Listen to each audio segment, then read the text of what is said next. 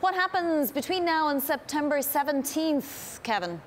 Well, a lot of back and forth as Bob Mueller's investigation continues. Look, I think what's interesting here is that former President Trump campaign chairman Paul Manafort, in pleading not guilty, a clear departure from what his deputy Rick Gates has decided to do. Rick Gates, of course, last week pleading guilty to the charges that he has faced in connection with Paul Manafort. Now, Manafort, through an attorney, released a public statement following that pleading guilty, saying that he himself is disappointed that Rick Gates has ultimately decided to plead guilty, but he does not believe and is maintaining his innocence. So all of this comes at a time in which many are speculating that Rick Gates might provide new information to the authorities, either about Paul Manafort or something else.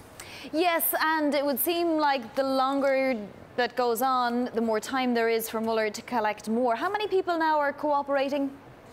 Well, several people are, most notably Rick Gates. And I think that as you play this forward, Vonnie, what you've noticed is that the level of indictments that have started to come out like rapid fire.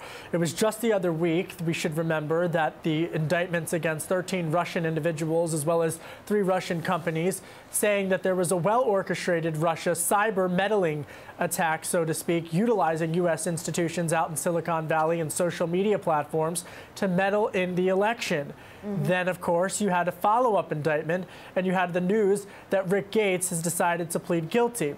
It would all suggest that that Bob Mueller's team is continuing to intensify, nearing the completion.